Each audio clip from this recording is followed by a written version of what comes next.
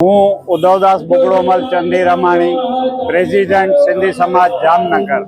આજ સિંધીઓ માટે બહુ દુઃખદ દિવસ છે કે 15 ઓગસ્ટ 1947 અમારો દેશ આઝાદ થયો, પણ આઝાદ એવી રીતે ન થયો।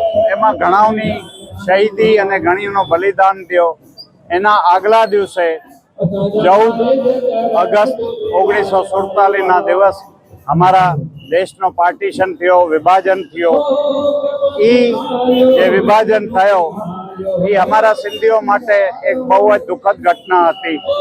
सिंध मांथी धर्म परिवर्तन न थाय एना माटे पोतानी जमीन जायदाद मकान दुकान बधा मूकीने एकदम थी बधा जे रस्तो मळ्यो, ट्रेन नो रस्तो ने जे रस्तो मळ्यो ई रस्ते हिंदुस्तान आव्या અને અખંડ ભારત એટલે હિન્દુસ્તાન પોતાના અખંડ ભારત હિન્દુસ્તાનમાંથી વિભાજન થયેલ ભારતમાં આવ્યા।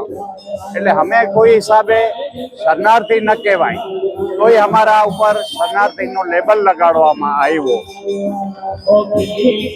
એનો જવાબ તાજામાં રાષ્ટ્રીય સ્વયંસેવક સંઘના માનનીય શ્રી મોહનભાઈ ભગવતે एक स्टेटमेंट आप्यो कि सिंधी शरणार्थी नहोता, सिंधी एक योद्धा था અને एक योद्धानी तरह लड़ीने પોતાના एक नवा नवा मुकाम हासिल कर्या छे। અમે બધા કોઈ भी गवर्नमेंट की कोई भी मांगणी करीने काई भी नहीं, कोई आंदोलन करीने नहीं, પોતાની મહેનત પોતાના બલબૂતા ઉપર આજે બધું સ્થાન પ્રાપ્ત કર્યું છે। અને રોટી કપડા મકાન ની જદ્દોજહદમાં અમારા બુઝુર્ગોનો કોઈ દોષ નહોતો। એની જદ્દોજહદ રોટી કપડા મકાન માટેની જદ્દોજહદમાં સંસ્કૃતિ સભ્યતા ભાષા વાહે રહી ગઈ, જે અત્યારે અમારા ભારતીય સિંધુ સભા અને બીજા નવજવાનો કરે છે।